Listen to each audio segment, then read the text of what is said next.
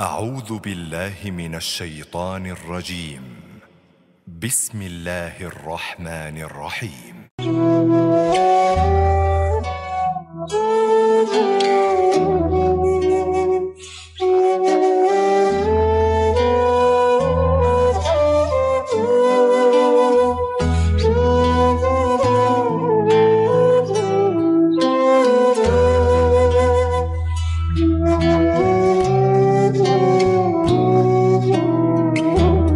Bismillahirrahmanirrahim. Assalamualaikum warahmatullahi wabarakatuh.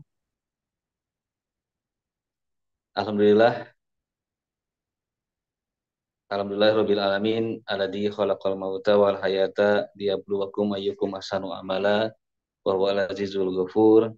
Asyhadu an la ilaha illallah wahdahu la syarikalah wa asyhadu anna Muhammadan abduhu wa rasuluh alladzi la nabiyya ba'dah. Asyhadu an la ilaha illallah wa asyhadu anna Muhammadar rasulullah. Allahumma sholli ala sayyidina Muhammad wa ala ali sayyidina Muhammad.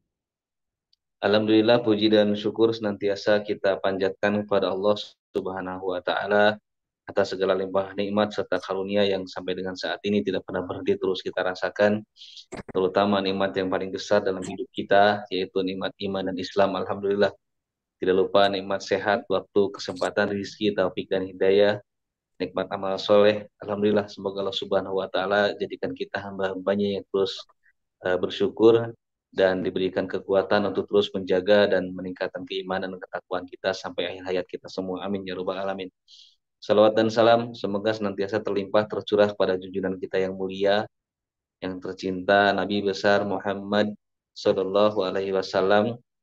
Tidak lupa pada para keluarga dan sahabatnya, para tabiin, tabiut tabiin, para ulama, guru-guru kita semua, dan sampai pada seluruh umatnya hingga akhir zaman. Amin ya rabbal alamin. Alhamdulillah, pada malam yang baik ini, di malam Senin seperti biasa, Allah memudahkan kita untuk senantiasa melaksanakan salah satu kegiatan rutin kita, thalabul ilmi, yang diselenggarakan secara online. Allah mudahkan kita untuk bertemu kembali, bersilaturahmi.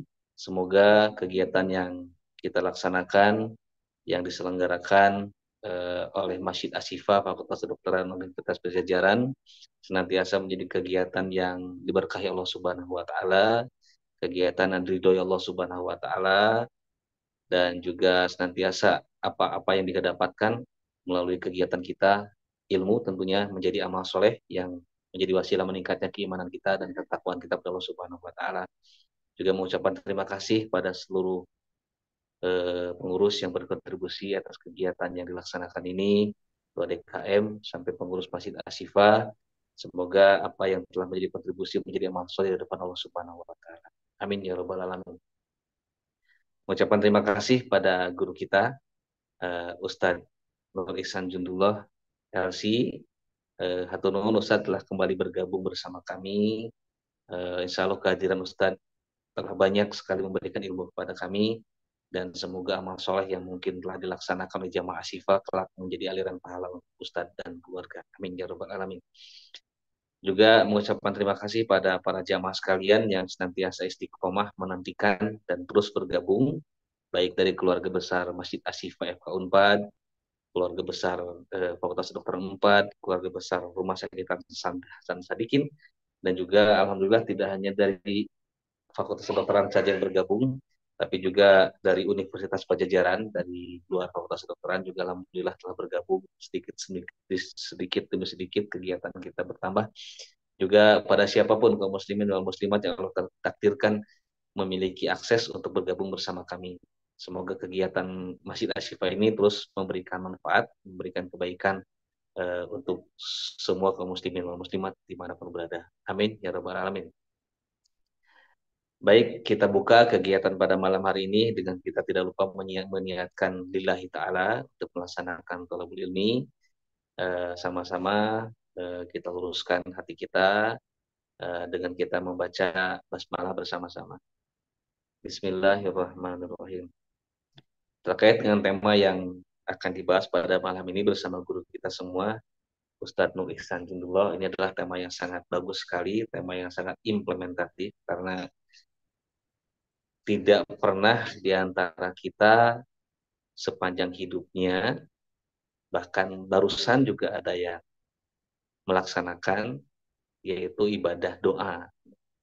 Minimalnya kita berdoa pasti eh, di dalam sholat itu 17 kali, bahkan banyak di dalam sholat itu doa pada Allah Subhanahu wa Ta'ala.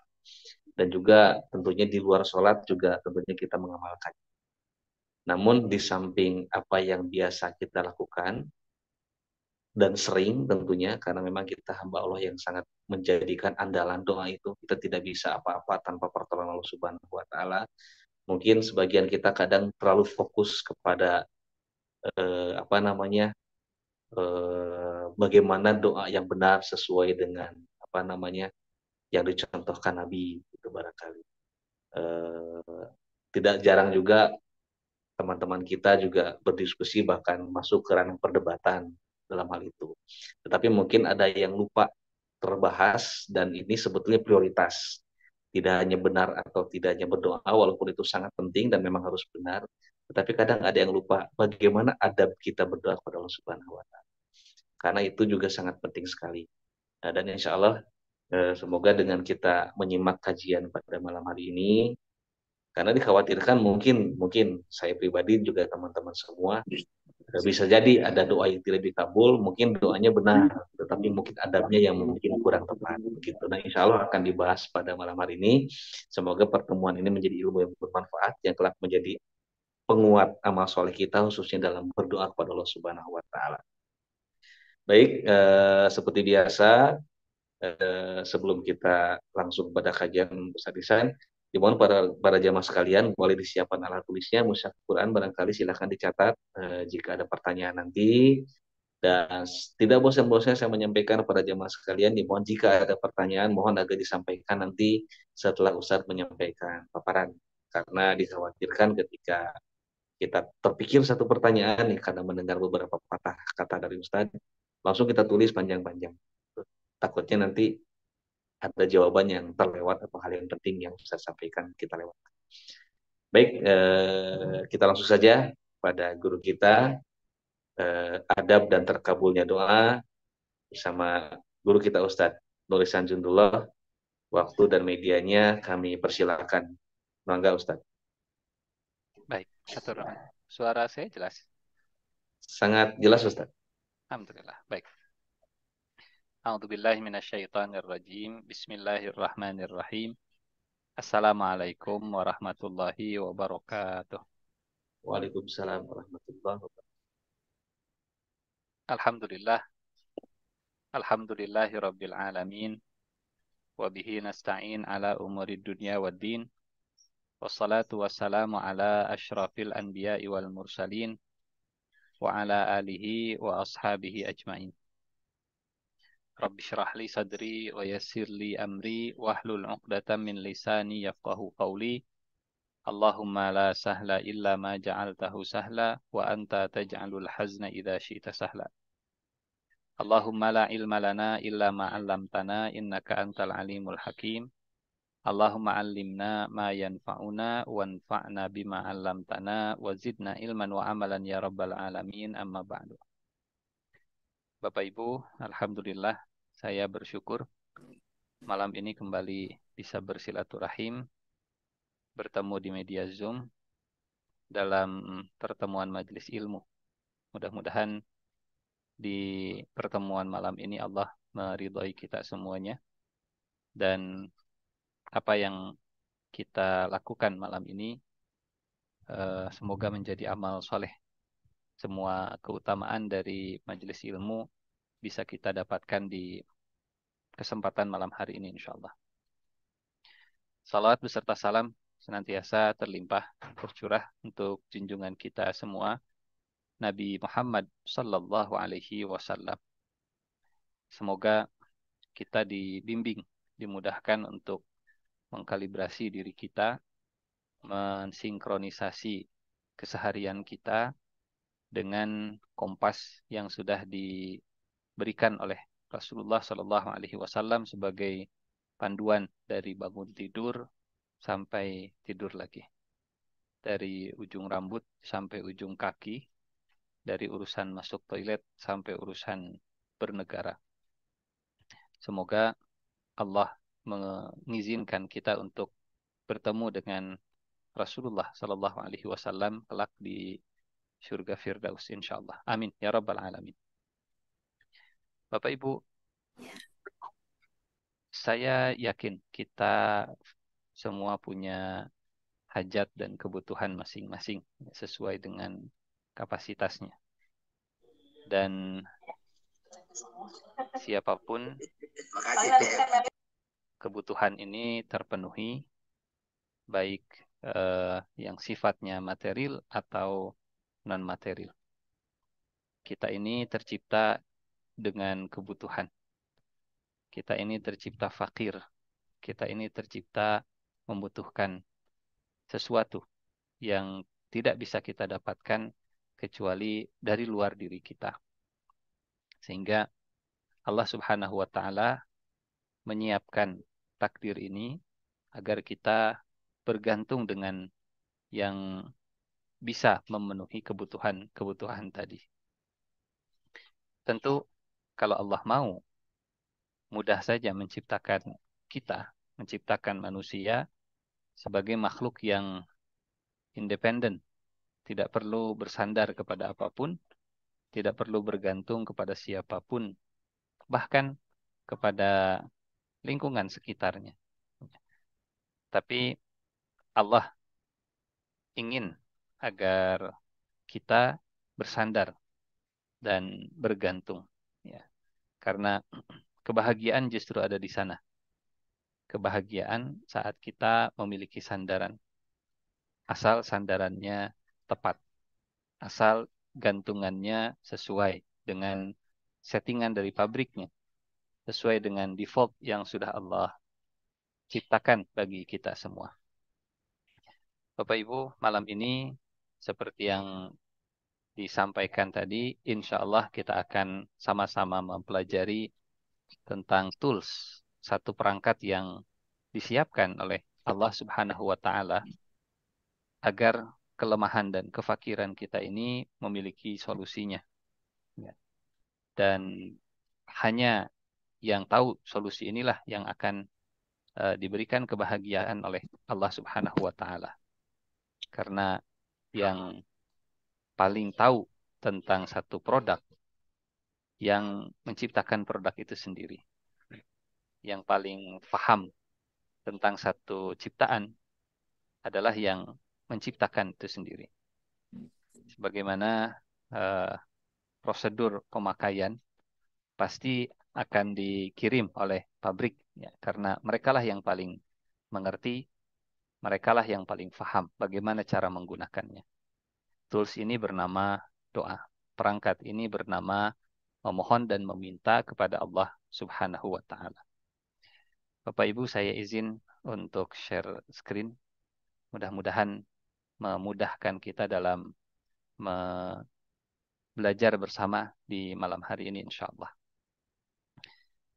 Judul kajian kita malam ini tentang doa, khususnya berkaitan dengan adab dan syarat-syarat sehingga doa itu bisa dikabul oleh Allah Subhanahu wa taala.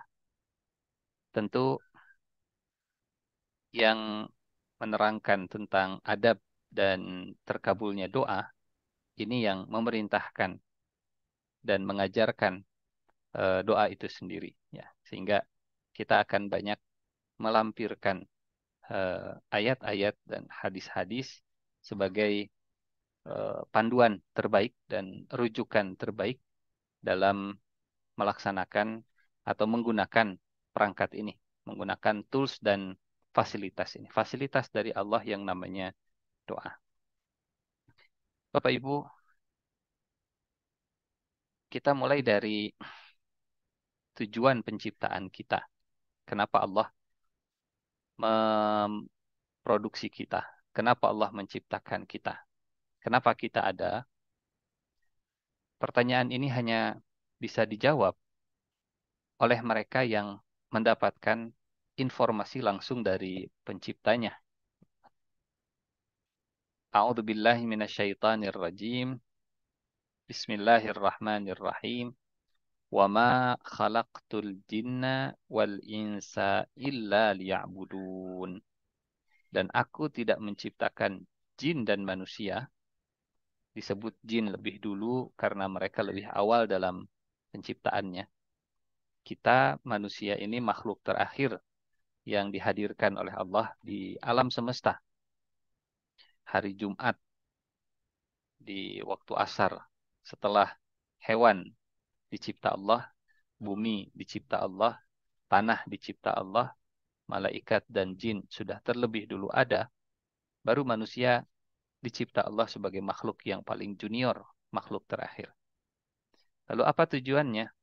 Wa ma khalaqtul jinna wal insa illa liya'budun. Dan mengenal, memahami tujuan ini menjadi alat ukur apakah hidup kita di dunia ini sudah sukses atau belum.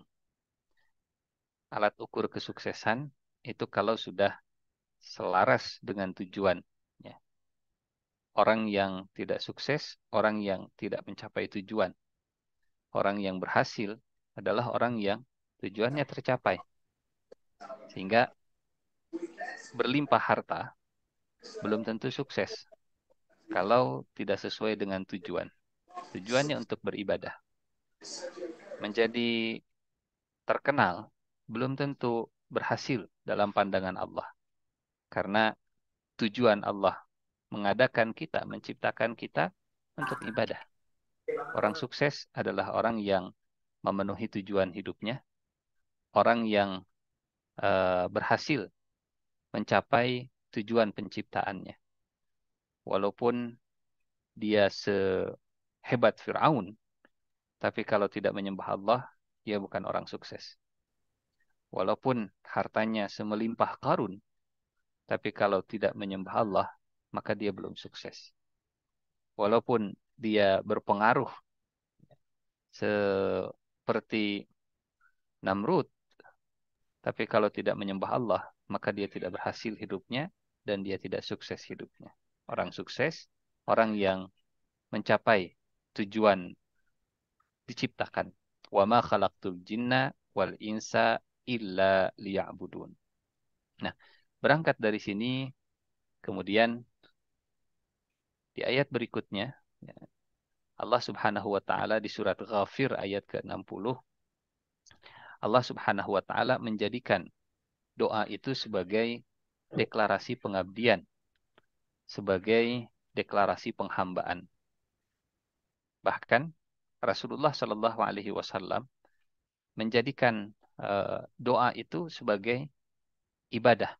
Ya, di riwayat yang lain otaknya ibadah. Walaupun riwayat yang menyebut doa itu otaknya ibadah dinilai lemah, ya, dinilai dhaif. Tapi bukan berarti maudhu, bukan palsu. Secara makna tidak salah. Secara arti, secara kandungan, memang doa itu intisari dari ibadah. Doa itu bagian utama dari ibadah. Kalau manusia punya otak dan sudah rusak, geger otak, ya, maka fungsi anggota tubuh juga terganggu. Kalau doa itu otaknya ibadah dan otaknya sudah terganggu, maka ibadah yang lain juga akan rusak. Nah, di hadis ini Rasulullah menegaskan ad-du'a huwal ibadah. Doa adalah deklarasi pengabdian. Doa adalah ibadah. Kemudian Rasulullah Shallallahu alaihi wasallam membaca surat Ghafir ayat ke-60. A'udzu billahi minasyaitonir rajim.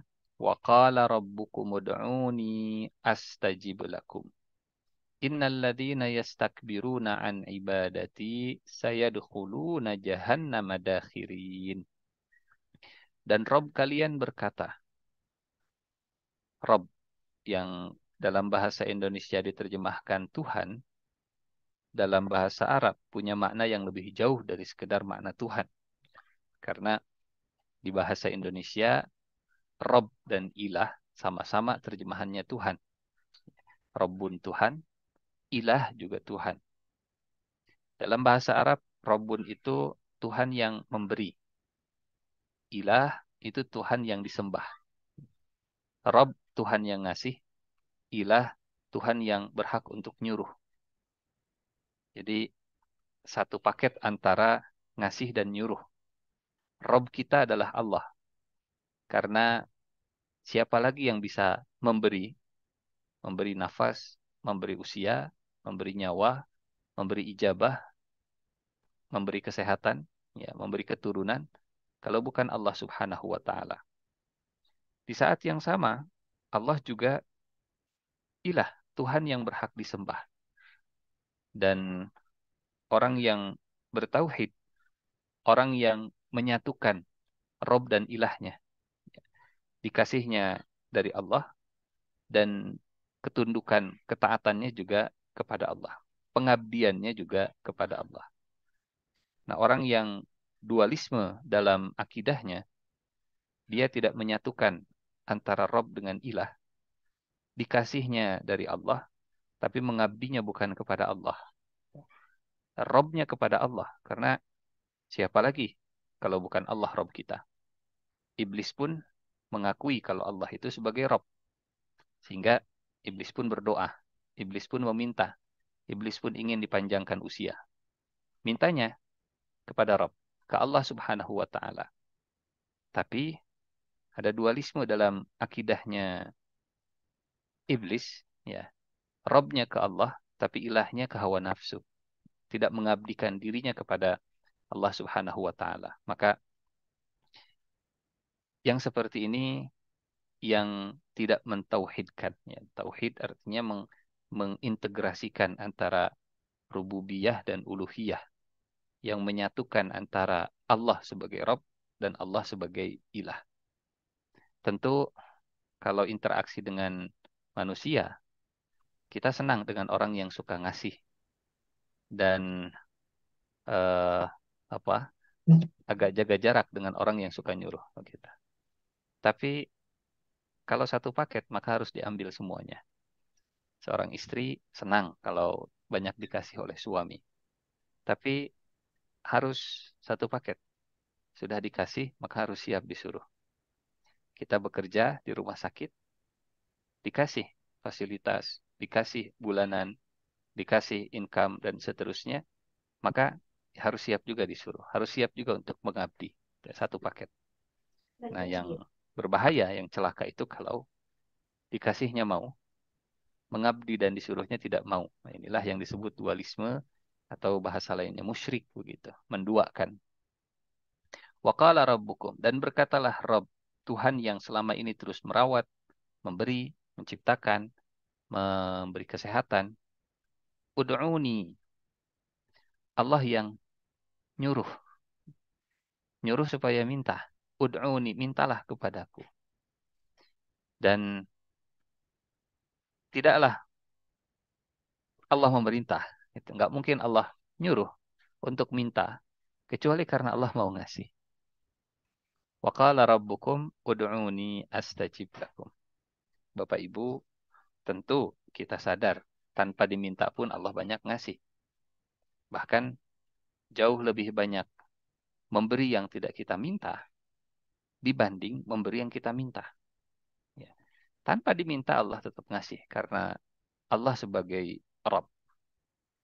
Tapi eh, Allah nyuruh kita supaya minta karena Allah mau ngasih. Ngasih lebih dari yang biasa Allah kasih. Wa qala rabbukum ud'uni astajib lakum.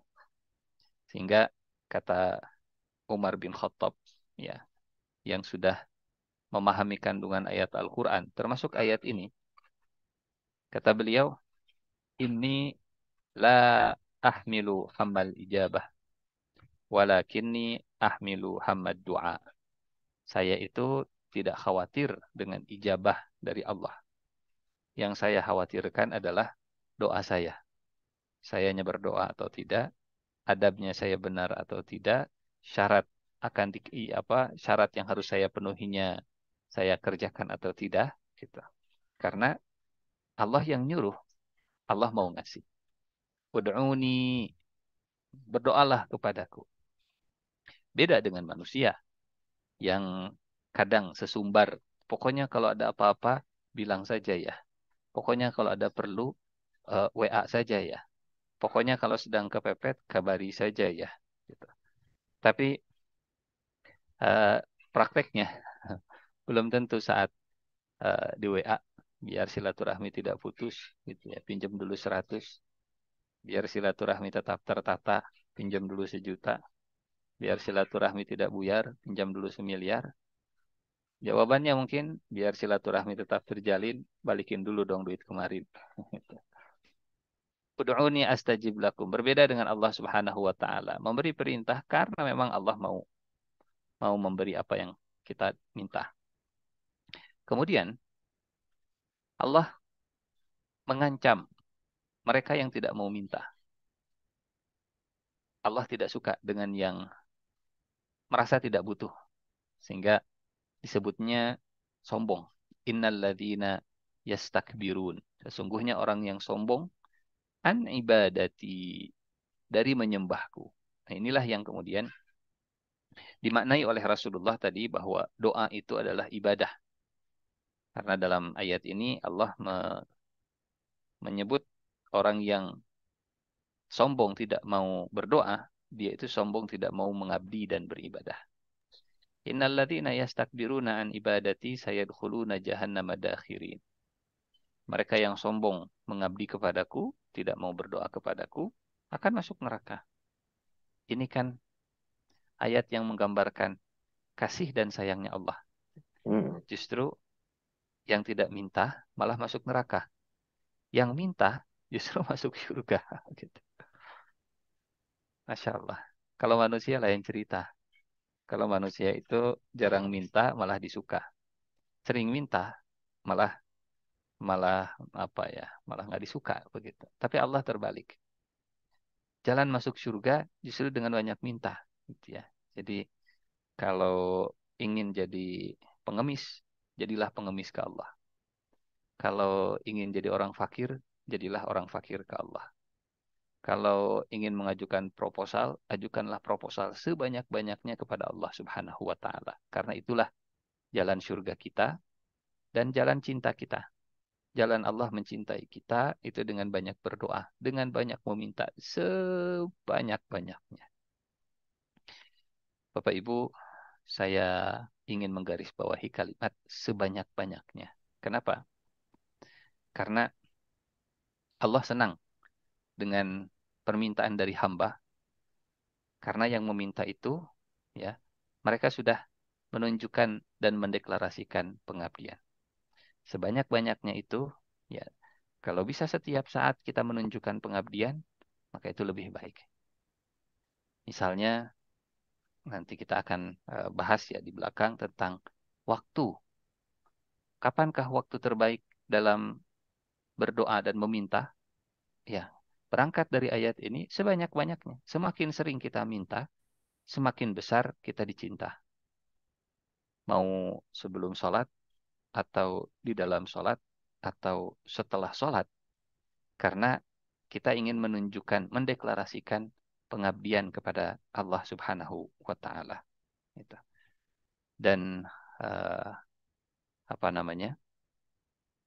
Semakin semakin sering kita mendeklarasikan pengabdian, menunjukkan pengabdian, maka Allah semakin suka, semakin besar peluang kita untuk masuk surga. Ini surat Ghafir ayat ke-60 sebagai landasan utama tentang pentingnya kita untuk mendeklarasikan pengabdian dengan berdoa terus kepada Allah Subhanahu wa taala. Karena berdoa itu kewajiban. Ya. Karena berdoa itu diperintahkan. Diperintah karena Allah mau ngasih. Wa qala rabbukum ud'uni astajib lakum. Innal ladzina yastakbiruna an ibadati sayadkhuluna jahannama dakhirin. Bahkan ada yang sudah minta pun, ada yang pernah minta, masih Nauzubillah, masih masuk neraka. Iblis, ya. Iblis yang pernah minta panjang usia ke Allah Subhanahu wa taala, endingnya iblis, syaitan, nauzubillah, masuk neraka juga. Apalagi kalau mereka yang sama sekali tidak mau minta, atau minta, tapi bukan ke Allah Subhanahu wa taala. Tools ini, perangkat doa ini diberikan oleh Allah untuk menjaga marwah manusia, untuk membuat manusia itu tetap mulia. Walaqad karramna bani Adam. Dan sungguh kami telah memberikan kemuliaan kepada anak Adam. Salah satu bentuk dan cara Allah memuliakan anak Adam adalah memberikan ruang meminta kepada Allah Subhanahu wa taala supaya dia tidak menjadi peminta-minta kepada sesamanya. Ya, kepada manusia dengan izzah, dengan kehormatan, supaya terjaga kehormatannya, harga dirinya. Maka Allah memerintahkan, kalau minta ke saya saja, jangan ke yang lain. Kalau butuh ke Allah saja, jangan ke yang lain. Ini karena Allah sayang, karena Allah ingin kita terjaga, ya, kehormatannya, izzahnya. Bapak Ibu, kemudian dalam surat Al-Furqan, surat ke-25 ayat ke-77. Ayat terakhir dari surat Al-Furqan. A'udzubillahi minasyaitonirrajim. Qul ma ya'ba'u bikum rabbi laula du'aukum. Katakanlah wahai Rasul, katakan kepada orang-orang musyrik, Rabbi, Tuhanku, ma ya'ba'u bikum, tidak akan mempedulikan, mengindahkan kalian, nggak akan menganggap kalian, nggak akan mengakui eksistensi kalian, kehadiran kalian. Ma ya'ba'u bikum rabbi laula du'aukum. Melainkan kalau kalian berdoa, melainkan kalau kalian mendeklarasikan penghambaan, melainkan kalau kalian menunjukkan kebutuhan kepada Allah Subhanahu wa taala. Jadi nilai kita semakin tinggi di sisi Allah kalau kita banyak meminta kepada Allah Subhanahu wa taala. Sekali lagi, ini jangan menyamakan antara pola interaksi dengan manusia dan pola interaksi kepada Allah Subhanahu wa taala. Karena ke manusia itu semakin banyak minta, semakin turun nilai dan harkat marwahnya. Tapi ke Allah terbalik. Tuhanku tidak akan mengindahkan kalian, melainkan kalau ada doa kalian. Kalau kalian berdoa, maka kalian dianggap ada. Orang yang tidak berdoa, justru dianggap oleh Allah, ya, ini nggak ada nilainya sama sekali. Di saat mungkin orang yang tidak berdoa itu merasa tidak butuh, istikbar, merasa sombong, merasa besar, merasa bisa segala dengan sendirinya, ternyata di sisi Allah bagai debu yang berterbangan. Ya, nggak dianggap sama sekali. Qul ma ya'ba'u bikum rabbi laula du'aukum. Kenapa Allah mengindahkan keberadaan, menilai eksistensi manusia? Kita itu dinilai karena kita berdoa. Karena saat kita berdoa, Bapak Ibu, kita ini mengakui keberadaan Allah Subhanahu wa taala. Tidak mungkin kita mengajukan permohonan kecuali ke pihak yang memang kita yakin yang dimohon, yang diminta itu ada wujudnya, begitu, atau ada orangnya, atau ada pihak tersebut. Walaupun kita nggak bisa melihat wajahnya, ya, tapi kalau kita mengajukan anggaran, nanti akan di-ACC oleh pucuk tertinggi. Kita nggak ketemu orangnya, tapi kita yakin anggaran yang kita ajukan ini akan nyampe ke yang berwenang, ke yang berkepentingan, begitu. Kita berdoa, itu artinya kita mengakui keberadaan Allah Subhanahu wa taala. Maka siapa yang berdoa, dia mengakui keberadaan Allah, Allah pun mengakui keberadaan dia. Fazkuruni azkurukum washkuruli wa la takfurun. Ingatlah aku, ya. Mengingat Allah itu artinya mengakui eksistensi Allah, mengakui bahwa Allah itu wujud, Allah itu ada, Allah itu eksis. Ini yang pertama. Karena Allah akan memperlakukan hambanya sesuai dengan perlakuan hambanya itu sendiri. Allah, ya kalau di hadis yang lain, aku tergantung prasangka hambaku. Ana inda zonni abdi bi.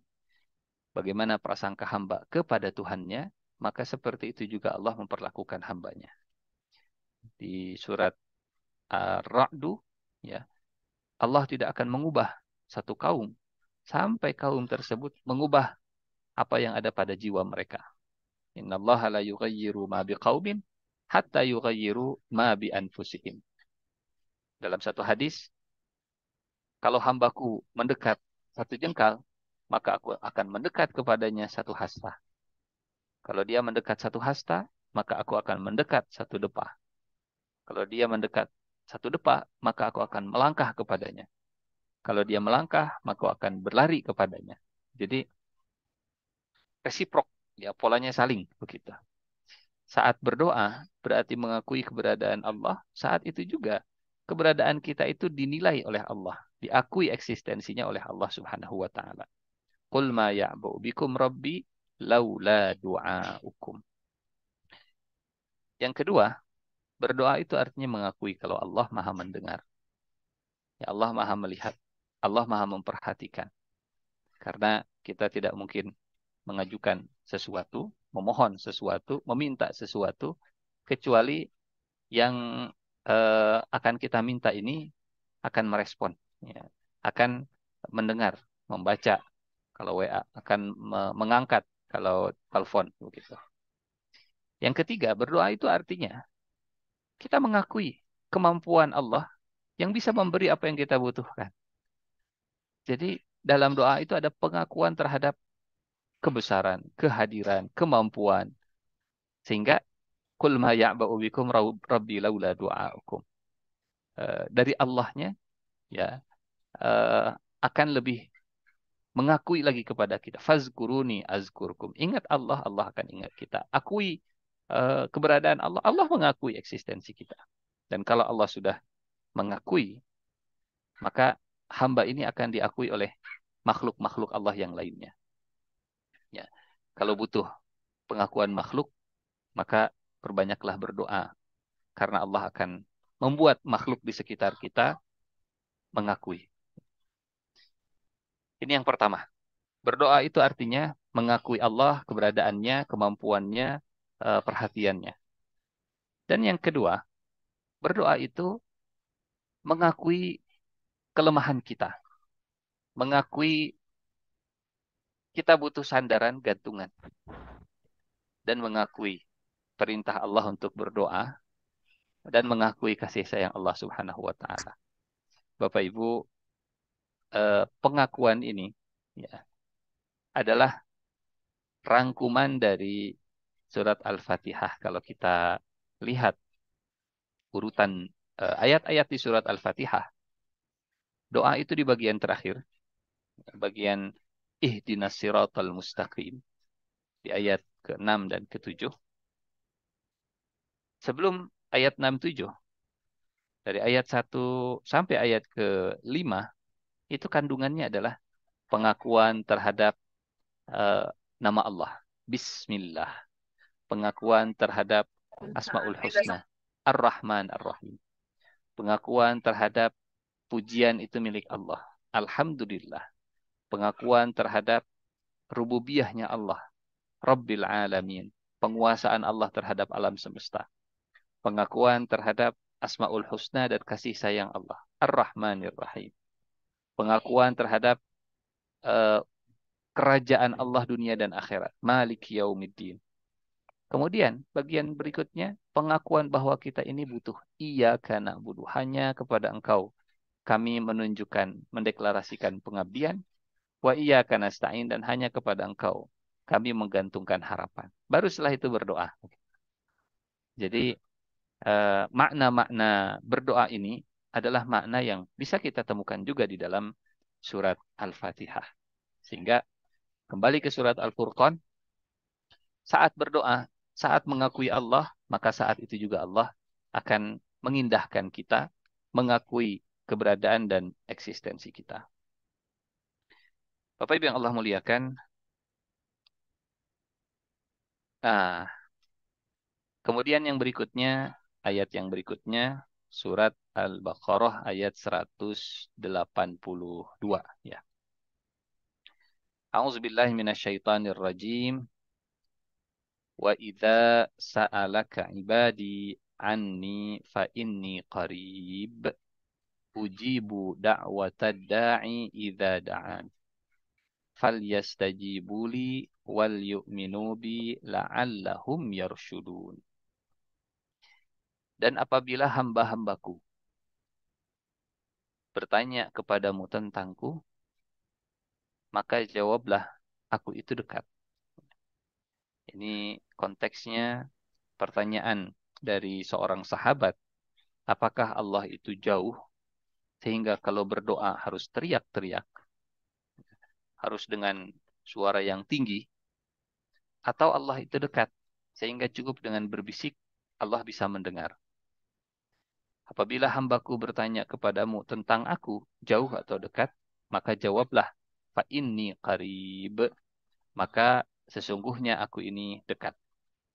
Dan ini adalah landasan tentang adab dalam berdoa, bahwa yang kita minta itu tidak jauh dari kita, dekat ada di sini. Sehingga dalam berdoa, ya, jangan teriak-teriak, jangan meninggikan suara, karena yang diminta tidak budek, yang diminta itu tidak tuli, yang diminta ada dekat dengan kita, qarib, dekat. Dan Bapak Ibu, ya, ini juga jadi hikmah kenapa orang kalau sedang marah, suaranya teriak-teriak, suaranya meninggi, menggelegar, karena hati mereka sedang jauh. Tapi kalau sedang dekat, ya, maka suaranya pun akan, bahkan tanpa bersuara pun, ya, sudah paham. Gitu. Orang yang marah, tapi hatinya dekat, marah, tapi hubungannya dekat, diamnya saja, itu sudah bisa difahami. Sudah bisa difahami. Tapi kalau hatinya jauh, maka suara akan meninggi. Fa inni qarib, kata Allah, aku dekat, maka meminta dengan suara yang sederhana, dengan suara yang lembut, bukan dengan suara yang kasar dan tinggi. Ujibu da'watad da'i idza da'an. Aku akan menjawab, mengkabulkan, mengijabah permohonan orang yang berdoa apabila dia memohon kepadaku. Falyastajibuli, maka hendaklah mereka mengistijabah, memenuhi segala perintahku dan beriman kepadaku agar mereka berada dalam kebenaran. Nah, Bapak Ibu, setelah tadi Allah Subhanahu wa taala membuka pintu eh, kehormatan manusia supaya tidak bergantung kepada sesama, membuka pintu dan fasilitas berdoa, dan memberikan jaminan bahwa kalau doa itu nyampe, kalau doa itu kalau doa itu naik, kalau doa itu terpanjatkan, kalau doa itu terucap, maka Allah akan mengijabah. Lalu kemudian di ayat-ayat berikut ini adalah beberapa panduan tentang apa saja yang perlu kita penuhi SOP-nya, ya, syarat-syarat dan adab-adabnya agar maksimal apa yang kita mohon dan minta diijabah Allah Subhanahu wa taala. Yang pertama dari ayat ini, kalau kita perhatikan Bapak Ibu, Allah mendahulukan ujib sebelum da'an. Ya. Ujib da'an. Aku mengabulkan yang berdoa apabila dia meminta. Jadi jawabannya itu lebih awal sebelum doanya. Ini yang tadi kita sampaikan di surat Ghafir ayat 60. Tidaklah Allah meminta, tidaklah Allah nyuruh hambanya untuk minta, karena Allah sudah menyediakan apa yang mereka butuhkan. Ujibnya itu lebih dulu daripada da'annya. Aku akan mengabulkan dan mengijabahnya itu lebih dulu sebelum apabila mereka memintanya. Ujibu da'watad da'i iza da'an. Sehingga ini membuka harapan besar, membuat kita tidak pernah putus asa. Karena Allah sudah lebih dulu menjanjikan ujib dan menunggu izadaannya, menunggu kita. Apabila ia memohon, tinggal mohon, tinggal mengangkat tangan, tinggal mengucap, tinggal menyampaikan. Gitu. Ujibu da'watad da'an, da'i idza da'an. Nah, apa saja yang harus kita perhatikan eh, saat kita berdoa? Yang pertama, dari ayat ini kita belajar kalimat ibadi. Wa idza sa'alaka ibadi. Dan apabila hamba-hambaku. Ya.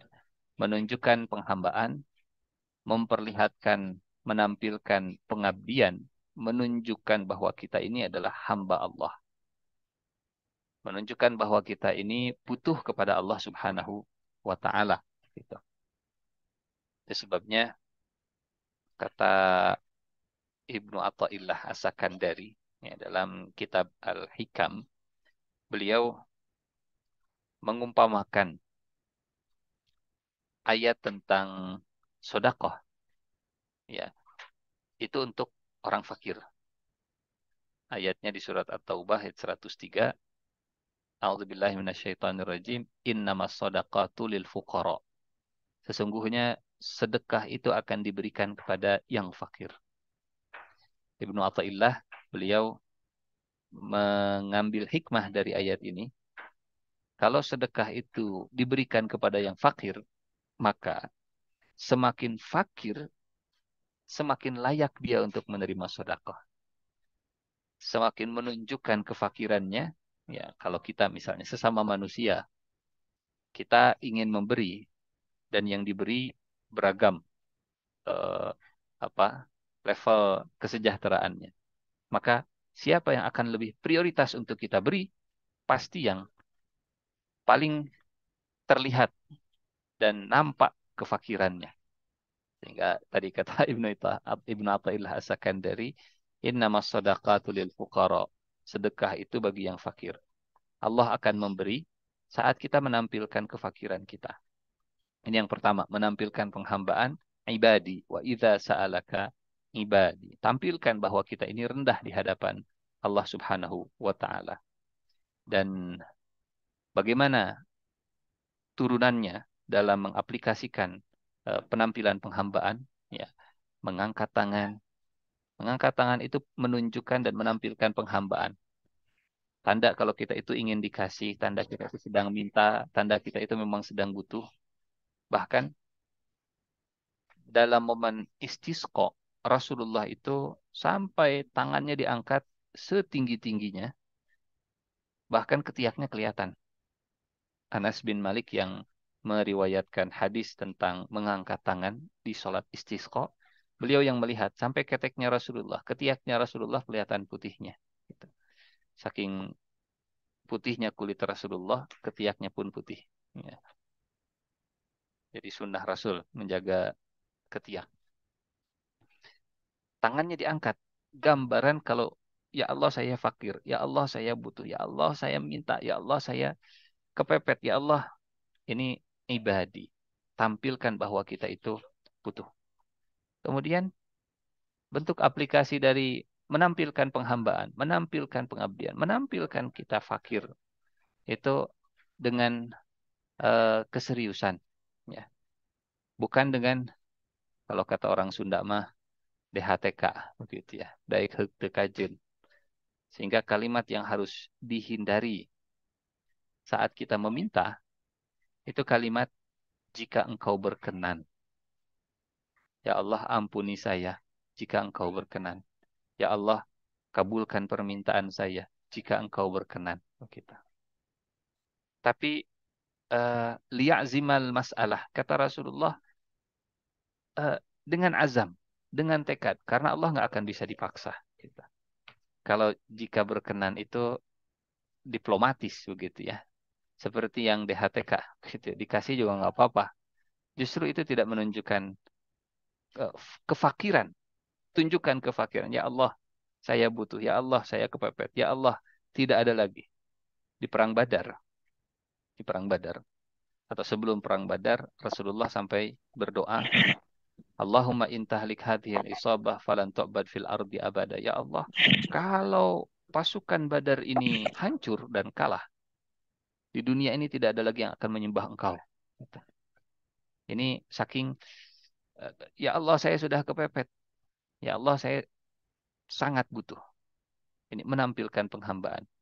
Kata Ibnu Athaillah tadi, sedekah akan diberikan kepada yang fakir.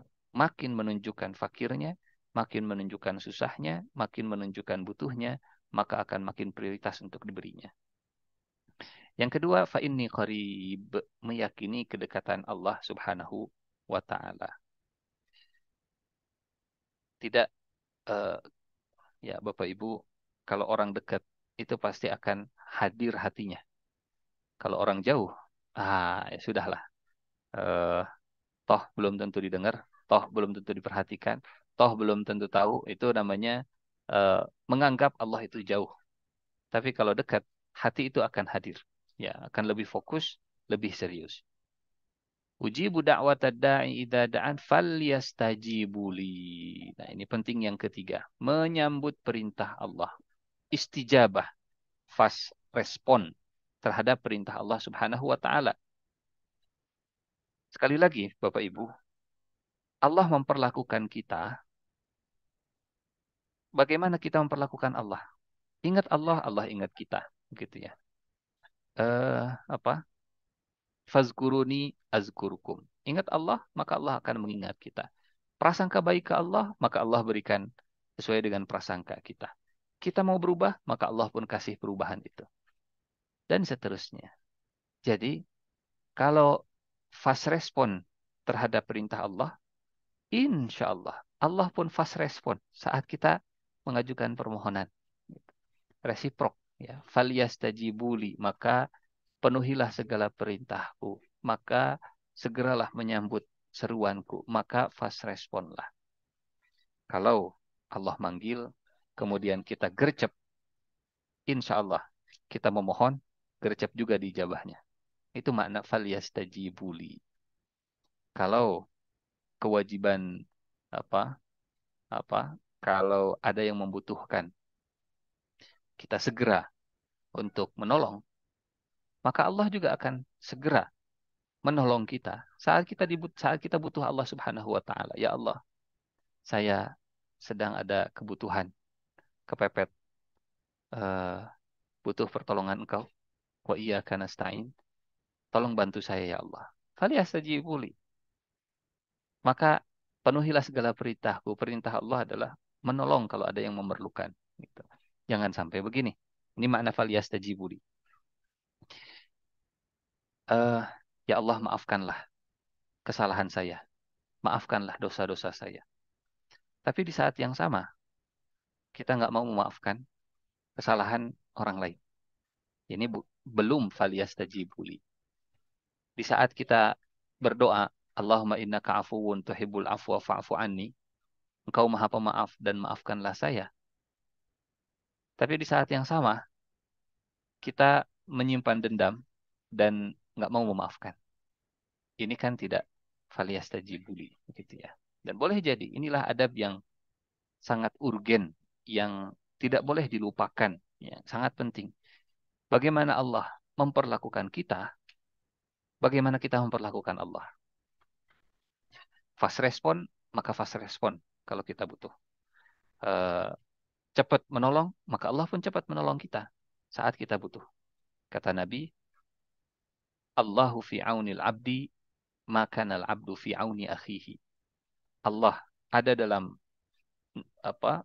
Allah ada untuk menolong hambanya ketika hamba ada menolong saudaranya. Falyastajibuli. Maka kalau ada doa-doa yang terasa uh, lama terijabahnya, kita perlu evaluasi mana perintah Allah yang lama untuk kita responnya. Ya. Apakah zakatnya lama dikeluarkan? Ya. Apakah hak orang lama untuk kita berikan? Atau ada hak yang diambil milik orang lain? Di saat misalnya kita sedang butuh, ya Allah, saya butuh, berikan kepada kami rizki yang melimpah. Ya. Tapi di saat yang sama, banyak hak karyawannya, banyak hak orang di bawahnya, yang kemudian dia tidak berikan. Fal yastajibulinya ada yang kurang. Wal yu'minu bi, beriman kepada Allah Subhanahu wa taala. Nah, 4 hal inilah, ibadi qaribun falyastajibuli wal yu'minu bi, insyaallah akan yarsyudun, akan benar doanya, akan sesuai SOP dalam mengajukan proposal dan permohonan kepada Allah Subhanahu wa taala. Ini syarat doa makbul di surat Al-Baqarah ayat 186. Kemudian, Bapak Ibu, di surat Al-A'raf ayat 180. Ini juga syarat doa makbul. A'udzubillahi minasyaitonir rajim. Walillahil asmaul husna fad'uuhu biha. Hanya milik Allah lah nama-nama yang baik. 99 asmaul husna yang insya Allah kita hafal. Apa kaitannya asmaul husna ini dengan tema kita? Fad'uuhu biha. Maka berdoalah kepada Allah dengan asmaul husna itu. Makna pertama ayat ini yang paling mudah adalah kalau berdoa maka pakai asmaul husna. Itu paling mudah maknanya. Ya Arhamar Rahimin irhamna. Ya Ghafur ighfir lana. Ya Razzaq urzuqna. Ya Afu a'fu anna. Itu yang paling mudah. Memaknai ayat berdoalah dengan asmaul husna. Makna yang kedua, walillahil asmaul husna fad'uhu biha adalah mencelup sikap kita dengan asmaul husna yang kita gunakan dalam doa. Maksudnya begini. Kalau kita menggunakan nama Ar-Rahman dan Ar-Rahim saat berdoa, maka sikap kita pun adalah sikap Rahman Rahim. Artinya, kita bersikap pengasih dan penyayang supaya doa kita diijabah oleh Allah Subhanahu wa taala. Ini makna berdoalah dengan asmaul husna. Berdoalah dengan sikap kita sebagaimana asmaul husna yang kita gunakan. Jadi jangan sampai contoh yang tadi kita sampaikan. Ya Allah, Engkau Maha Pemaaf, maafkanlah saya. Tapi Asmaul Husna Al-Afunya itu tidak kita gunakan. Gitu. Artinya kita tidak mau memaafkan orang lain. Hingga memaknai walillahil asmaul husna fad'uhu biha itu pertama menyebut asmaul husna dalam doa, yang kedua mencelup sikap kita dengan asmaul husna yang kita gunakan dalam doa. Ya Allah, sayangilah kami. Ya Arhamar Rahimin, irhamna. Tapi di saat yang sama kita kasar, kita judes, kita jebras-jebris, kita jutek, tapi minta disayang oleh Allah. Gitu. Ini kan tidak fad'uhu biha, ya. Tidak berdoa dengan asmaul husna itu sendiri. Maka ini juga menjadi syarat penting agar doa kita diijabah Allah Subhanahu wa taala. Ya Sabur, ya, wahai zat yang maha penyabar. Tapi kitanya sendiri tidak memupuk dan melatih kesabaran. Sehingga fad'uhu biha maknanya sekali lagi memang mudah kalau ya Arhamar Rahimin irhamna. Ya, mudah menghafal 99 dan menggunakan dalam doa. Tapi itu bukan satu-satunya yang dimaknai atau dimaksud di ayat ini. Fad'uhu biha adalah mencelup sikap kita dengan asmaul husna. Kalau Allah Maha Pemaaf dan kita ingin dimaafkan, maka kita pun harus menjadi pemaaf. Kalau Allah Maha Pemberi rizki, kita ingin dilimpahkan rizki, maka kita pun harus menjadi penyalur rizki. Ringan tangan kita, sebagaimana kita ingin diringankan rizkinya oleh Allah Subhanahu wa taala, dimudahkan rizkinya oleh Allah Subhanahu wa taala, dan seterusnya. Ya, syarat doa makbul adalah berdoa menggunakan Asmaul Husna, menyebut dan mencelup. Kemudian yang berikutnya, yang ketiga, ya, ayat yang ketiga surat Yunus ayat 22 dan 23. Ini masih berkaitan mungkin dengan tadi, eh, menampilkan penghambaan, menunjukkan kefakiran, menunjukkan kebutuhan. A'udzubillahi minasyaitonirrajim. Bismillahirrahmanirrahim. Huwallazi yusayyirukum fil barri wal bahri hatta idza kuntum fil fulki wa jarayna bihim birihin thayyibatin wa farihu biha ja'atha rihun 'asif wa ja'ahumul mawju min kulli makan wa dhannu annahum uhita bihim da'awullaha mukhlishina lahuddin.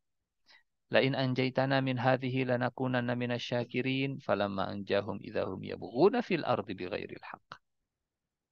Ada orang yang kalau kepepet ingat Allah, setelah diijabah lupa ke Allah. Dan yang unik adalah Allah Maha tahu masa depan, Allah sudah tahu. Allah tahu kalau orang ini yang kepepet ini diijabah doanya, dikabulkan permintaannya, dia akan balik lagi zolim, dia akan kembali lagi kufur, dia akan eh, apa? Mundur lagi, murtad lagi, atau dia musyrik lagi bahkan. Allah tahu masa depan. Maka ketika Allah menyelamatkan mereka, tiba-tiba mereka membuat kezoliman tanpa alasan yang benar. Kan ini eh, kalau buat kita jadi bertanya, ya Rob, bukankah engkau tahu mereka akan seperti ini? Kalau engkau tahu ya Rob, lalu kenapa engkau ijabah? Kalau engkau tahu ijabah doamu terhadap mereka akan membuat mereka jadi zolim, jadi kufur, jadi musyrik, kenapa nggak usah diijabah saja? Itu permintaannya. Ternyata ayat ini mengandung satu kaidah dalam ijabah. Syarat doa makbul itu, tampilkanlah diri kita, kata Imam Ahmad bin Hambal, tampilkanlah diri kita ketika berdoa seperti orang yang sedang mau tenggelam. Seperti waja'ahumul mauju min kulli makanin wa dhannu annahum uhita bihim. Seperti orang yang berada di tengah lautan, kemudian terombang-ambing badai yang besar, gelombang yang tinggi, dan hampir saja dia akan celaka dan mati. Pasti di momen seperti ini, kalau minta kepada Allah, dia akan lupa dengan semua hal kecuali Allah. Dia akan memurnikan segala pikiran dan perasaan. Semua ruang rasa dan ruang fikirnya itu hanya diisi oleh Allah. Inilah yang dimaksud dengan mukhlis. Mereka mengikhlaskan ketaatan kepada Allah, semata-mata kepada Allah. Walaupun setelah itu mereka murtad lagi, zolim lagi, musyrik lagi. Gitu. Jadi ada satu kaidah, the power of kepepet dalam doa itu ternyata memang manjur. Gitu ya. Dua golongan yang punya fast track dalam berdoa, satu yang terzolimi, yang kedua yang kepepet. Yang terzolimi ini biasanya karena saat berdoa juga menampilkan diri sebagai sosok yang kepepet. Gitu. Hati-hati kata Rasulullah dengan doa orang yang terzolimi. Ittaqu da'watal mazlum fa innahu laisa bainahu wa bainallahi hijab. Tidak ada sekat antara orang yang terzolimi dalam doanya kepada Allah Subhanahu wa taala. Kenapa? Kalau orang sudah terzolimi, pasti sekujur tubuhnya, kepala dan hatinya blending, menyatu, eh, minta ke Allah Subhanahu wa taala. Inilah makna mukhlis ya. Murni, bersih, tulus, tidak ada campuran apapun dalam pikiran dan perasaannya kecuali Allah saja. Di momen seperti ini, maka doa insya Allah diijabah. Walaupun setelah itu kemudian zolim lagi. Nah, yang berikutnya kita rangkum eh, adab-adab dalam doa sebagai penutup slide terakhir. Apa saja adab-adab yang perlu kita perhatikan dalam doa. Satu, memilih waktu yang terbaik. Walaupun setiap waktu bisa kita gunakan untuk berdoa. Tadi kita sampaikan bahwa doa itu ibadah. Ibadah eh, menunjukkan penghambaan, ya, dan menunjukkan penghambaan ini semakin apa namanya, semakin sering kita menunjukkan penghambaan, maka Allah pun semakin suka. Ya, memilih waktu-waktu yang terbaik ini menjadi adab. Bukan berarti kita hanya berdoa pada waktu tertentu dan tidak mau berdoa di waktu-waktu yang lainnya. Ah, doanya nanti sajalah pas lagi sujud. Kalau nggak sujud nggak mau doa, gitu. Tetap ini apa ya, bukan berarti memilih waktu yang terbaik di waktu yang lain juga tidak berdoa. Bukan begitu maksudnya, begitu ya. Memilih waktu yang terbaik seperti dalam sujud. Tentu kalau sujudnya ketika sholat, doanya tidak boleh pakai bahasa selain Arab. Nanti batal, gitu ya. Kemudian eh, yang pasti dalam Al-Fatihah kita sudah berdoa juga ihdinas siratal mustaqim. Kemudian duduk di antara dua sujud juga 8 doa yang kita minta. Rabbi firli warhamni wajbuni warzuqni warfani wahdini wa'afini wa'afani. Mulai ampunan, rizki, sampai kemaafan kita minta. Kemudian di ujung sholat. Nah, Bapak Ibu, ada perbedaan pendapat tentang ujung sholat. Karena redaksi Rasulullahnya menggunakan kata duburi kulli salah. Duburi kulli salah. Rasulullah tidak menggunakan redaksi ba'da salah. Tapi redaksinya adalah duburi kulli salah. Ujung sholat. Nah, ujung sholat inilah yang kemudian menjadi perbedaan pendapat para ulama. Apakah ujung sholat itu di dalam sholat? Atau ujung sholat itu setelah sholat? Ya, duburi sholat itu setelah sholat berdoa. Atau saat sholat sebelum tahiyat dia berdoa. Yang memilih bolehnya berdoa setelah sholat, yang memaknai duburi sholat setelah sholat itu Imam Bukhari. Makanya dalam Sahih Bukhari, beliau membuat babnya itu doa setelah sholat. Babnya bab doa setelah sholat. Imam Bukhari. Kemudian yang mensyarah hadis Bukhari, Imam Nawawi, syarah ya dalam kitab Fathul Bari. Ini juga pensyarahnya memilih bolehnya doa setelah sholat. Memaknai kata dubur tadi. Fi duburi kulli sholat. Adapun yang memilih duburi kulli sholat itu artinya sebelum salam dan apa namanya, menganggap setelah sholat tidak perlu berdoa. Ini Ibnu Taimiyah, muridnya Ibnu Qayyim dan seterusnya. Jadi hadisnya satu, tapi pemahamannya jadi dua. Kenapa? Karena redaksinya tadi eh, memiliki makna yang beragam. Tuh. Redaksinya adalah duburi kulli salah. Fala tansa an taqula hadza fi duburi kulli salah. Doa khususnya Allahumma a'inni ala dzikrika wa syukrika wa husni ibadatika. Ini poin yang pertama, memilih waktu yang terbaik. Yang kedua, berwudu dalam keadaan suci. Walaupun sekali lagi, bukan berarti kalau tidak punya wudu tidak berdoa. Sama seperti poin satu begitu ya. Bukan berarti eh, hanya waktu tertentu berdoa, waktu yang lain kita tidak berdoa. Enggak begitu maksudnya. Kemudian yang ketiga, menghadap kiblat. Bukan berarti kalau kita tidak sedang menghadap kiblat kita tidak berdoa. Boleh saja kita berdoa karena sedang di pesawat, pesawatnya perjalanan pulang ke Indonesia, itu bukan perjalanan ke Mekah, sah-sah saja, boleh-boleh saja. Yang keempat, mengangkat tangan. Dalam hadis Rasulullah eh, menceritakan tentang sifat Allah yang maha pemalu dan maha dermawan. Innallaha hayyun karimun. Allah Maha Pemalu dan Allah Maha Dermawan.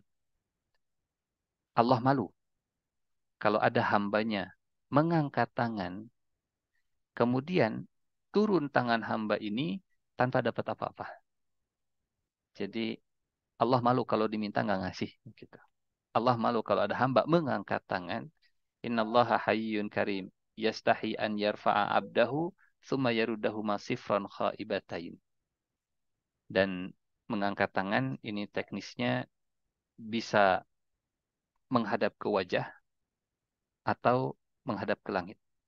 Mengangkat tangan. Bahkan dalam istisqa Rasulullah itu sampai kelihatan ketiaknya. Gitu. Nah,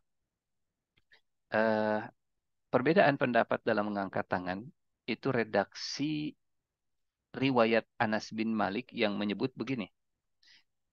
Dalam sholat istisqa, Rasulullah mengangkat tangan dan tidak mengangkat tangan selain itu. Jadi kata Anas bin Malik, Rasulullah mengangkat tangan pada sholat istisqa, doa saat minta turun hujan. Lalu bagaimana mengangkat tangan selain istisqa?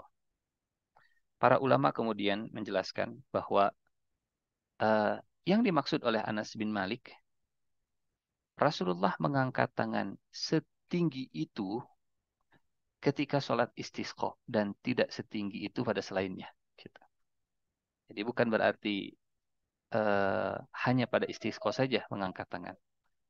Di momen yang lain pun Rasulullah mengangkat tangan. Maksud para ulama begitu. Yang ya apa namanya penjelasan para ulama terhadap hadis tadi karena mengangkat tangan ini hadisnya umum. Yang tadi Rasulullah sampaikan, Allah Maha Pemalu dan Maha Dermawan. Malu kalau ada hamba mengangkat tangan dan dikembalikan dalam keadaan kosong. Lalu apa kaitannya dengan dermawan? Tadi kan kata Rasulullah, Allah itu Maha Pemalu dan Maha Dermawan. Gitu. Malu diminta nggak ngasih. Lalu apa kaitannya dengan dermawan? Kalau pemalu, ngasih kalau diminta. Malu kalau diminta nggak ngasih. Kalau dermawan itu, tanpa diminta pun Allah selama ini sudah banyak ngasih. Hayyun karimun. Maha Pemalu dan Maha Dermawan. Diminta pasti ngasih. Nggak diminta pun ngasih karena dermawan. Ini yang keempat. Yang kelima, bersuara rendah. Karena Allah qarib, Maha dekat. Kemudian yang keenam, memuji dan bersolawat. Kenapa? Yang tadi kita sampaikan tentang kandungan dari surat Al-Fatihah, ya. Kemudian menunjukkan penghambaan, memuji Allah Subhanahu wa taala sebagai bentuk adab dalam berdoa dan sholawat. Karena Rasulullah lah yang sudah menyampaikan kepada kita cara-cara SOP supaya doa kita diijabah Allah Subhanahu wa taala. Pentingnya kita untuk mengingat jasa orang yang sudah mengajarkan kita kebaikan. Hamdalah dan sholawat. Dalam satu hadis Rasulullah menyebut doa itu tergantung di langit sampai hamba itu bersolawat. Jadi boleh jadi di antara sebab tergantungnya doa, belum diijabahnya doa karena belum pakai sholawat. Motor pendorongnya itu belum dipasang, gitu. Hamdalah dan sholawatnya. Yang ketujuh, adab dalam doa bertawassul dengan Asmaul Husna atau dengan amal soleh. Ini yang tadi kita sampaikan, ya, menyebut dalam doa Asmaul Husna atau mensibghah, mencelup amal kita dengan Asmaul Husna. Atau yang kedua, tawasulnya dengan amal soleh. Kisah 3 orang yang terjebak di dalam gua, dalilnya. Mereka terjebak dalam gua karena pintu gua itu tertutup batu, tergelincir karena hujan, longsor. Gitu. Didorong mereka nggak bisa, nggak kuat. Sampai akhirnya mereka berdoa minta diselamatkan dengan amal soleh yang pernah dikerjakan. Ya Allah, kata orang pertama, saya punya orang tua dan saya selalu berbakti kepada mereka. Singkat cerita, ya kalau bakti saya kepada orang tua itu engkau terima sebagai amal soleh, maka selamatkanlah kami. Batunya geser. Ya Allah, saya pernah punya karyawan dan gajinya belum saya berikan. Kemudian saya simpan dan saya putarkan, saya investasikan. Kemudian karyawan saya datang dan saya berikan utuh gajinya dengan semua hasil investnya. Kalau itu amal soleh, selamatkan. Batunya geser. Kemudian yang ketiga, ya Allah, saya pernah punya sepupu yang saya sukai, tapi dia menolak. Kemudian dia butuh dan saya ajak dia berbuat haram. Sampai akhirnya dia mengingatkan saya supaya takut ke Allah. Dan akhirnya saya pun berikan apa yang dia butuhkan. Saya berikan uang dan saya tinggalkan dia. Kalau itu amal soleh, ya Allah, selamatkan saya. Akhirnya diselamatkan. Ini namanya tawassul dengan amal soleh. Yang kedelapan, memilih redaksi yang maksur. Maksur ini artinya yang ada riwayatnya. Doa-doa dari Al-Quran itu jauh lebih baik daripada doa karangan kita sendiri. Walaupun tidak salah, ya, eh, tidak berdosa gitu kalau kita membuat doa dengan bahasa kita. Tapi yang terbaik doa yang diajarkan oleh Allah dalam Quran dan doa yang dicontohkan oleh Rasulullah Shallallahu Alaihi Wasallam. Kemudian yang kesembilan, ini tidak tergesa-gesa, artinya eh, sekali dua kali kemudian berhenti. Itu namanya tergesa-gesa. Saya sudah minta tapi kau belum diijabah. Sudahlah, nggak usah minta lagi. Ini juga termasuk adab yang harus dijaga dalam berdoa. Ini mungkin Bapak Ibu beberapa ayat dan hadis, kemudian syarat dan adab dalam berdoa yang mudah-mudahan menyegarkan kembali eh, pemahaman kita. Karena doa insya Allah bukan ibadah yang asing bagi kita. Setiap hari insya Allah kita selalu berdoa. Semoga bermanfaat. Saya kembalikan ke moderator. Terima kasih. Assalamualaikum warahmatullahi wabarakatuh. Waalaikumsalam warahmatullahi wabarakatuh. Baik, alhamdulillah syukran jazakallahu khair Ustaz atas materinya. Terus terang ini sangat saya tidak sadar ternyata waktunya sudah lewat, tapi seperti sebentar begitu Ustaz ya. Masya Allah. Banyak sekali evaluasi yang harus kita lakukan setelah kita mendengar apa yang telah Ustaz sampaikan. Dan ini pengingat untuk kita semua. Tadi Ustaz menyampaikan pada adab berdoa tadi, kita harus merefleksikan kepada diri kita. Seperti kita minta dimaafkan atau minta diberi rezeki kepada Allah Subhanahu wa taala, tapi kita tidak introspeksi, tidak evaluasi diri kita, apakah diri kita ini pemaaf atau diri kita itu juga sering bersedekah atau tidak. Dari materi itu Ustaz, sepertinya malah jadinya teh kita malah harus banyak berdoa untuk agar kita menjadi pribadi yang disukai Allah Ustaz ya. Nah, mungkin kalau misalkan kita sudah disukai Allah, mungkin ketika kita tidak berdoa pun, kalau Allah sudah tahu apa kebutuhan kita, pasti akan dikasih gitu ya. Karena ternyata banyak sekali harus diperbaiki, dievaluasi, diintrospeksi dalam diri kita yang mungkin mungkin gitu ya, itu yang menjadi penyebab doa kita mungkin lama dikabulnya, atau bahkan mungkin belum dikabul sama sekali sampai dengan sekarang. Masya Allah, syukur jazakallah Ustaz. Tadi ada di ujung sempat dibahas masalah fikih. Nah, tetapi dimohon jika ada pertanyaan, mungkin tidak ke masalah fikih dulu barangkali. Kita ke adab nih, ke adab berdoa. Dan bagaimana jika ada pertanyaan-pertanyaan, silakan. Tapi mungkin karena waktu yang mungkin mendekati penghujung kegiatan kita, seperti saya batasi dua pertanyaan saja jika ada. Kami persilakan boleh melalui audio dengan silakan menggunakan fitur raise hand atau mungkin boleh dicatatkan. Silakan mangga para jamaah sekalian jika ada pertanyaan. Baik, ini ada satu pertanyaan yang saya bacakan Ustadz, dari ini namanya nggak ada tapi dari adminnya Ikatan Dokter Indonesia cabang Kuningan, Masya Allah. Assalamualaikum Ustadz, izin bertanya, di zaman sekarang itu ada istilah jika menginginkan sesuatu disalawatin saja. Wah iya Ustadz, betul. Izin tanya, apakah hukum ada berdoa seperti itu dibolehkan atau bagaimana? Terima kasih Ustadz. Baik. Bagus pertanyaannya nih. Ya, apa yang diinginkan ini? Surga maksudnya atau rahmat dari Allah atau apa? Karena Dunia dan eh, akhirat, seperti Ustadz. dunia dan akhirat, betul, dunia dan akhirat gitu ya. Jadi ada keterangan. Kita bahas dari keterangannya dulu mungkin. Saat eh, Abdullah bin Amr bin As bertanya ke Rasulullah, bagaimana pendapat Rasul kalau waktu doa saya sepertiganya saya gunakan untuk bersolawat. Sepertiganya solawat, 2/3 waktunya untuk doa. Kata Rasulullah, bagus. Ya Rasulullah, bagaimana kalau 2/3-nya saya bersolawat, sepertiganya berdoa? Kata Rasulullah, lebih bagus.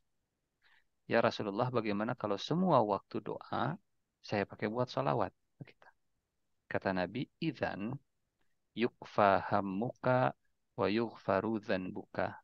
Kalau memang seperti itu yang kau lakukan, maka dosamu akan diampuni dan yang menggelisahkanmu, yang memenuhi ruang berfikirmu akan dicukupkan. Gitu.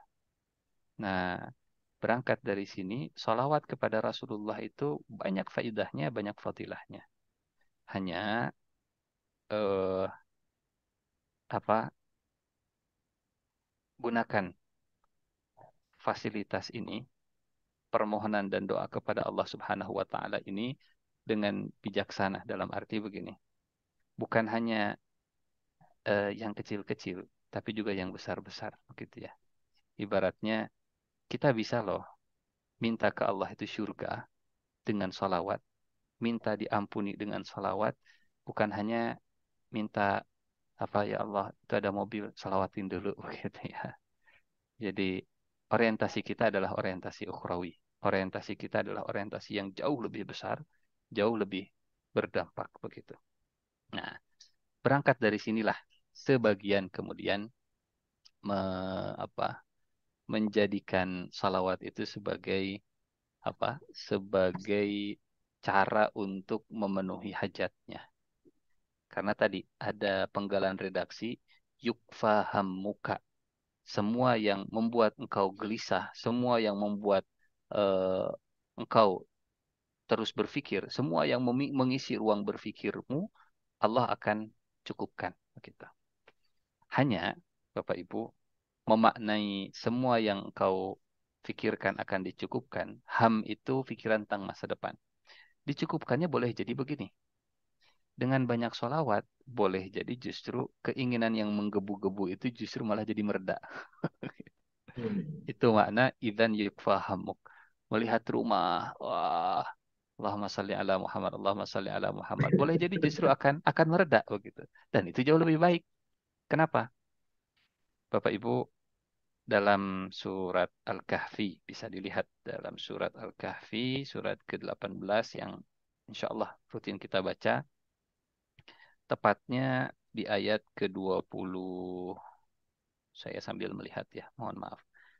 Ayat ke-28. Wala ta'du aynaka anhum turidu zinatal hayatid dunya. Dan janganlah kedua matamu berpaling dari mereka orang soleh karena mengharapkan perhiasan dunia. Ini satu. Kemudian yang berikutnya wala tamuddanna ainaika. Surat Toha ayat 131. Dan janganlah kamu tujukan kedua matamu kepada apa yang telah kami berikan kepada golongan-golongan dari mereka sebagai bunga kehidupan dunia untuk kami cobai mereka dengannya. Maksudnya, qanaahlah dengan apa yang sudah Allah berikan kepada kita, karena belum tentu apa yang ada di tangan orang itu baik untuk kita. Sehingga kalau bagi saya, mensolawati saat melihat sesuatu, itu boleh jadi diberikan oleh Allah kedamaian hati dengan sesuatu yang kita miliki. Justru jadi reda begitu. Melihat, wah ada mobil mewah, Allahumma sholli ala Muhammad, Allahumma sholli ala Muhammad. Boleh jadi salawat itulah yang membuat kita akhirnya sudah qanaah dengan yang saya miliki. Belum tentu kalau itu jadi milik kita jadi lebih baik. Jadi lebih baik. Itu makna yukfahammuka. Maka Allah akan mencukupkanmu, menyelesaikanmu dari kegelisahan berfikirmu selama ini. Begitu. Jadi tidak ada yang salah dengan salawat, tapi memaknai salawatnya itu yang apa yang harus lebih komprehensif begitu ya. Memaknai apa hadis Rasulullah tadi bahwa salawat itu bisa membuat kegelisahan berpikir kita diangkat oleh Allah Subhanahu wa taala. Wallahu a'lam bishawab. Baik, bagus sekali Ustaz. Mungkin kalau boleh diganti Ustaz, bukan sholawatin dulu mungkin ya. Jadi kalau ada keinginan tuh bukan sholawatin dulu, sholawat dulu aja gitu ya. Salawat dulu, betul. Salawat. Salawat terus ya. Salawat dulu, salawat Ya, sekarang, dan salawat selamanya. Gitu. nah, Masya Allah. Selama ini emang yang beredar yang tren itu sholawatin gitu, sholawatin. Jadi kita fokus objeknya yang disolawatin. Jadi takutnya bukan sholawat gitu. Jadi sholawat Betul. dulu kalau boleh Ustaz ya. Gitu. Jadi Ustaz bacakan satu pertanyaan lagi, Mangga, barangkali mangga, ini dari silakan. Dokter Suwandi. Kalau kita berdoa di sujud terakhir dalam sholat, apakah ini beradab Ustaz? Karena tadi tidak ada pada adab doa yang disebutkan Ustaz. Tadi si Ustaz Baik, menyebutkan sujud itu salah satu waktu terbaik Ustaz ya. betul. Tapi apakah itu Jadi, beradab atau tidak gitu Ustaz? ya, Bapak Ibu yang Allah muliakan, eh, ada sahabat yang bawa, saya lupa namanya, tapi sahabat ini bawa air wudhu ke Rasulullah, tujuannya supaya minta sesuatu dari Rasul, gitu ya. Bawa air wudhu, kemudian Rasulullah wudhu, kata Nabi, karena Nabi itu selalu membalas setiap kebaikan sekecil apapun yang dilakukan para sahabat. Kata Nabi begini, Salni, minta kepadaku. Apa yang kau butuhkan? Apa yang kau inginkan? Sebagai balas jasa. Kata sahabat ini, ya Rasulullah, saya tidak minta apapun, kecuali saya hanya minta didoakan saja. Apa doanya?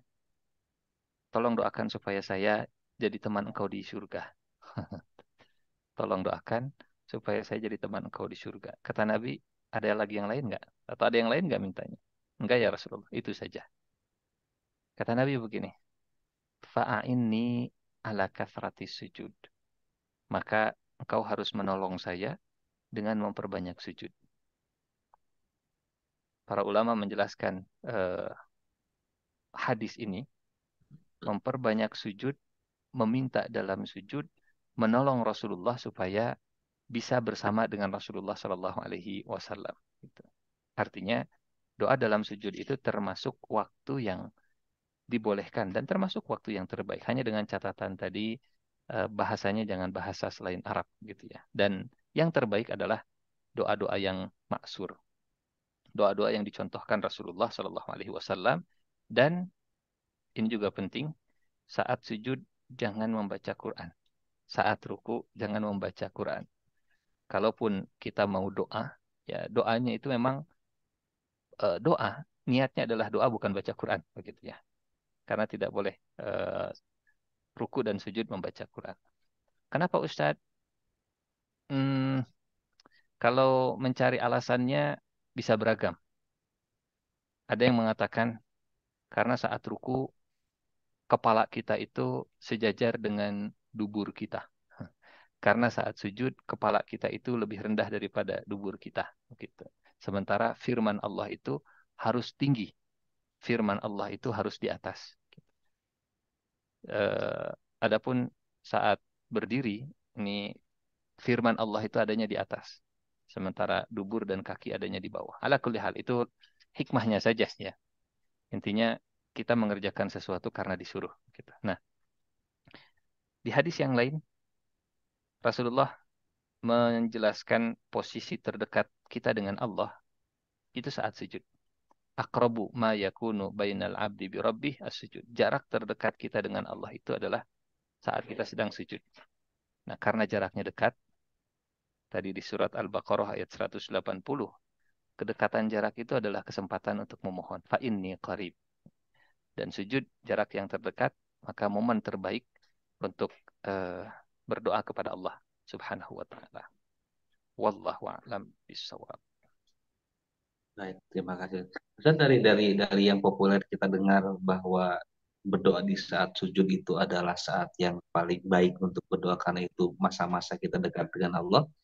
Apakah eh, ada keterangan yang jelas bahwa memang itu di sujud terakhir? Hmm, Karena yang dipahami banyak saudara-saudara kita adalah di sujud terakhir dan itu sholat wajib katanya. Dan yang sebenarnya apakah di sholat wajib atau di sholat sunnah Ustaz sebetulnya? baik. Setiap sujud itu waktu terbaik dan terdekat dengan Allah. Jadi Rasulullah tidak mengkhususkan, menspesifikkan sujud yang terakhir adalah sujud yang paling dekat dengan Allah. Enggak begitu ya. Semua sujud itu posisi terdekat kita dengan Allah Subhanahu wa taala. Aqrab ma yakun, ya, paling dekat itu ketika sujud. Jadi mau sujud pertama, sujud kedua, sujud ketiga, sujud keempat, sujud terakhir, itu posisi paling dekat dengan Allah. Adapun teknisnya dipepetkan ke ujung gitu ya. Ini eh, apa? Bukan menjadi satu keharusan. Kalau di sujud pertama panjang juga tidak masalah.